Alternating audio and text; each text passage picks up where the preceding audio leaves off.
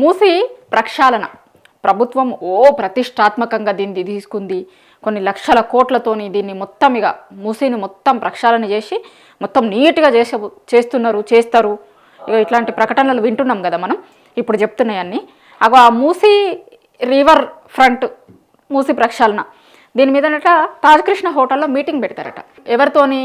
ప్రజాప్రతినిధులతోని, మేధావులతోని, ఇంకా కొంతమందితోని పెడతారట. పెట్టి అసలు ప్రభుత్వం ఏం చేయబోతోంది, వాళ్ళ ఉద్దేశం ఏంటిది మొత్తం ఇక 3D డిజైన్లు వేసి చూపిస్తారు. దాని మీద మొత్తం ఒక పవర్ పాయింట్ ప్రజెంటేషన్ ఇవ్వబోతున్నారు సీఎం రేవంత్ రెడ్డి గారు. అంటే ఏంది, ఈ విషయంలో జనాలు ఎంత మొత్తుకున్నా, ఎవ్వరికి ఎంత నష్టం జరిగినా మాకు నష్టం లేదు, మేము ముందుకు పోయేటందుకే రెడీ అవుతున్నాము అని ఒక ఇండికేషన్ ఇవ్వడం. మీ ఇండ్లు పోని, మీ పిల్లలు రోడ్ల మీదకి రాని, ఏమన్నా కానీ మేము ముందుకే పోతాం, నేను ఎట్లా చేయబోతున్నా, ఏం చేయబోతున్నా దీని విషయంలో అనేది మొత్తం ఆ ప్రజెంటేషన్ ఇచ్చి చేస్తారట. కానీ నిజానికి దానికి పిలవాల్సింది ఎవరిని? నిర్వాసితుల్ని పిలవాలి కదా. ఇప్పుడు మేము ఇగో మా ప్రణాళిక గిట్లుంది, ఇట్లా చేయబోతున్నాము, అట్లా చేయబోతున్నాము అని నిజానికి ఎవరిని పిలవాలి? ఆడున్న నిర్వాసితుల్ని పిలవాలి. కనీసం వాళ్ళతోని ప్రభుత్వము ఎందుకు తీసుకుంటున్నాము, మేము ఏం చేయబోతున్నాము అనే దాని మీద ఈ రోజు వరకు ఒక భరోసా ఇచ్చే ప్రయత్నం చేయలే. మధు పార్క్కి సంబంధించిన ఇష్యూ మనం చూస్తున్నాం కదా చాలా రోజుల నుంచి. పైగా చేయకపోగా ఏమంటారు, మొత్తం ఇక అది జీరో వాల్యూ అయిపోయింది, దాంట్లో వేస్ట్, అది మీరు ఉండు వేస్ట్, కొనుక్కురుడు వేస్ట్, అమ్ముడు వేస్ట్, మొత్తం జీరో వాల్యూ అని చెప్పేసిరు సీఎం గారు. అది కూడా చూసినాం కదా. అయితే మీటింగ్ పెట్టాల్సింది ఎవరితోని, పెడుతుంది ఎవరితోని అనేది చూసినాం కదా మనం. ఎంతమంది వ్యతిరేకిస్తున్నారు అంటే దీన్ని, లాస్ట్కి ఏ పేరు మీద అయితే వాళ్ళు కడతా అన్నారో ఆయన మునిమనవాడు కూడా వ్యతిరేకిస్తుండు. ఇప్పటికీ 2-3 సార్లు మాట్లాడిండు ఆయన. ఓసారి ట్వీట్ వేసిండు ఆయన. అసలు నిజంగా గాంధీనే బతికున్నా కూడా ఆయన పేరు మీద ఇట్లాంటిది చెయ్యడాన్ని సహించడు. అసలు కొంతమందిని రోడ్ల మీద పడేసి ఆయన కోసం విగ్రహాలు పెట్టాల్సిన అవసరం ఏముంది, నిజంగా గాంధీనే బతికున్నా కూడా దీన్ని యాక్సెప్ట్ చేయకపోయేటోడు అని గాంధీ మునిమనవాడు స్వయంగా ట్వీట్ వేసిండు. ఒక్కసారి ఆలోచించుకోరి రేవంత్ రెడ్డి గారు అని. ఆలోచించలే. మళ్ళీ నేను ఒకసారి వాళ్ళ మునిమనవాడు మాట్లాడిండు, అది చూపిస్తాను నేను మీకు. దాని తర్వాత చాలా మంది పిల్లలు రాహుల్ గాంధీ గారికి లెటర్లు రాస్తున్నారు, అది కూడా చూపిస్తా. ఇగో ఇది గాంధీ గారి మునిమనవాడు తుషార్ గాంధీ గారు ఏమంటున్నారో ఒక్కసారి వినుర్రి. పాపం ఆయన 2-3 సార్లు మాట్లాడిండు. మన గుండెలలో ఉంటే చాలు గాంధీ అనేటైనే, దానికోసం అది ఇట్లాంటి విధ్వంసం చేయాల్సిన అవసరం లేదు. ఒక్కసారి తెలంగాణ సీఎం గారు ఆలోచించుర్రి, ఇట్లాంటివి చెయ్యొద్దు, నిరాశ్రయుల్ని చెయ్యొద్దు వాళ్ళని అని ఆయన చెప్పినా పట్టించుకుంటలేరు. ఆయన ఏం మాట్లాడిండి ఒకసారి చూపిస్తాను నేను మీకు.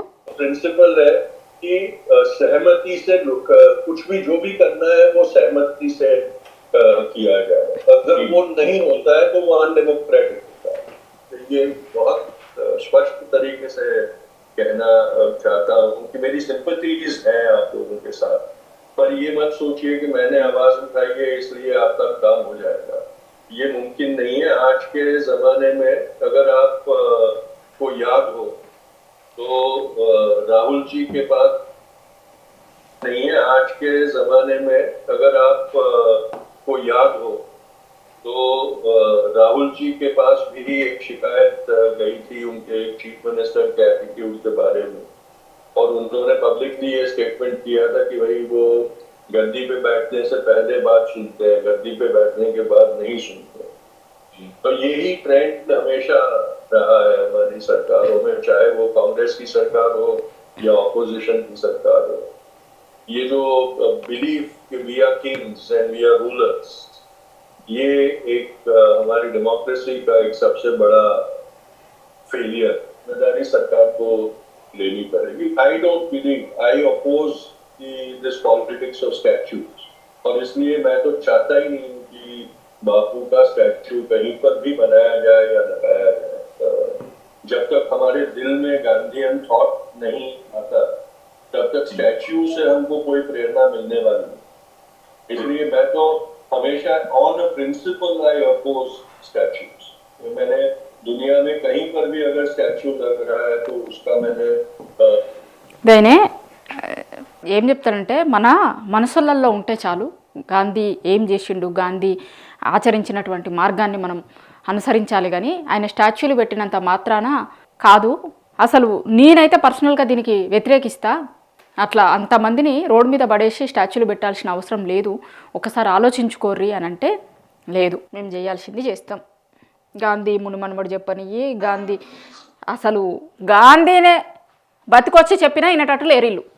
మునిమనోడు కాదు, గాంధీనే వచ్చి అయ్యో అద్దురా బాబు ఎందుకు పెడుతుర్రు ఇది, నాకు అవసరం లేదు స్టాచ్యూ, వాళ్ళు ఇళ్లల్లో ఉన్నోళ్ళని రోడ్ల మీద పడేసి పెట్టాల్సిన అవసరం లేదు అని లాస్ట్కి గాంధీ వచ్చి చెప్పినా కూడా వినేటట్టు లేదు ప్రభుత్వం. అట్లుంది అలా ముచ్చట. ఇక ఇదేంటంటే ఇప్పుడు ఇండ్లు పోతున్న వాళ్ళు ఉన్నారు చూసిర్రా, ఆ ఇండ్లు పోతున్న వాళ్ళ పిల్లలు రాహుల్ గాంధీ గారికి లెటర్లు రాసిరు. ఏమని, మమ్మల్ని రోడ్డు మీద పడేయకుర్రి, మూసి ప్రక్షాళన పేరుతోని మమ్మల్ని రోడ్ల మీద పడేయాల్సిన అవసరం లేదు అని. ఈ చిన్న పిల్లలందరూ లెటర్లు రాస్తున్నారు. ఎందుకు, కనీసం ఈ లెటర్లు చూసైనా కనికరం వస్తుందేమో. చిన్న పిల్లలు ఇప్పుడు అందరూ ఒక కమ్యూనిటీలో ఉండి కలిసి మెలిసి ఫ్రెండ్స్ ఇన్ని రోజులు ఆడుకున్నోళ్ళు, వీళ్ళకి ఇబ్బంది, తల్లిదండ్రులకి పొద్దుగాల లేస్తే అరే పిల్లలు ఏంది ఒక దగ్గర ఉన్నోళ్ళం, ఇప్పుడు ఏడికి పోతాం, ఏం చేస్తాము, ఇట్లాంటి టెన్షన్ తల్లిదండ్రులకి. పాపం పిల్లలు రాహుల్ గాంధీ గారికి లెటర్లు రాస్తున్నారు కూర్చొని.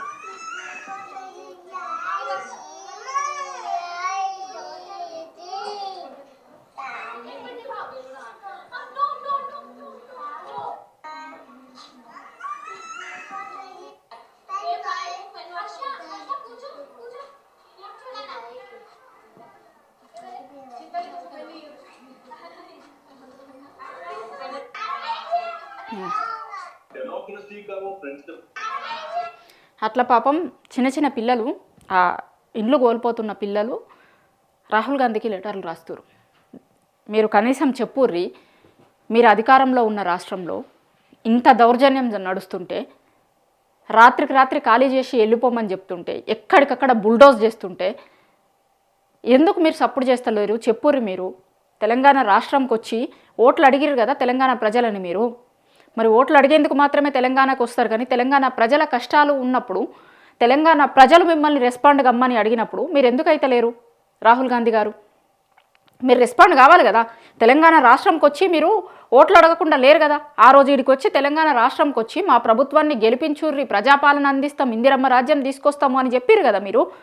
మరి ఇలా ఇదా ప్రజాపాలన అంటే, ఇదా ఇందిరమ్మ రాజ్యం అంటే, రెస్పాండ్ అవ్వండి అని ఇక్కడ జనాలు అడిగితే మీరు రెస్పాండ్ కాకపోతే మళ్ళీ రేపు పొద్దుగాల వచ్చి ఏ ముఖం పెట్టుకొని ఇక్కడ ఓట్లు అడుగుతారు తెలంగాణ రాష్ట్రంలో?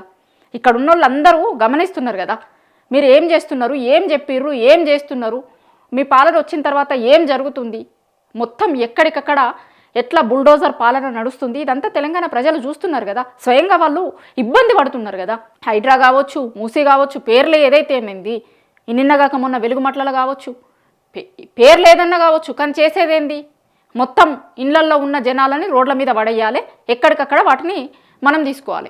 ఇట్లా నడుస్తుంటే ఈ మూసీ మీద జనాలు లాస్ట్కి ఆ మధుపార్క్ రెడ్డి వాళ్ళు రోజు మాట్లాడుతూనే ఉన్నారు. పాపం ఒక అమ్మ మాట్లాడింది అయితే అందరు చూసిరు కదా, గింతెందుకు మమ్మల్ని ఇంత ఇబ్బంది పెట్టుడెందుకు, చక్కగా ట్యాంకర్లా కొంత విషం తీసుకొచ్చి పెట్టుర్రి, పొయ్యిర్రి, ఆ నీళ్లు తాగుతాం, మేమందరం చచ్చిపోయినాం అనుకో, మా అపార్ట్మెంట్ దర్జాగా తీసుకోర్రి మీరు అని పాపం ఒక అమ్మ మాట్లాడితే ఎంత బాధుండి మాట్లాడాలి ఆమె.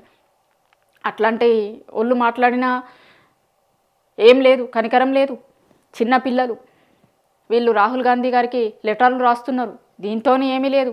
లాస్ట్కి గాంధీ మునిమనవడే దిగొచ్చి వద్దు చెయ్యకుర్రి అవసరం లేదు అని చెప్పినా కూడా ప్రభుత్వం ముందుకు పోయేటందుకే సిద్ధమవుతుంది. కానీ ఎప్పుడైనా సరే ప్రజలు ఏం కోరుకుంటున్నారు, ప్రజలు ఏం కావాలనుకుంటున్నారు అని ప్రజల అభిప్రాయానికి వ్యతిరేకంగా పోతున్నటువంటి ప్రభుత్వాలు ఎక్కువ రోజులైతే మనుగడ సాగించలేవు. చాలామంది అక్కడ ఇండ్లు కోల్పోతున్నటువంటి వాళ్ళు చాలామంది చెప్తున్నది కూడా అదే.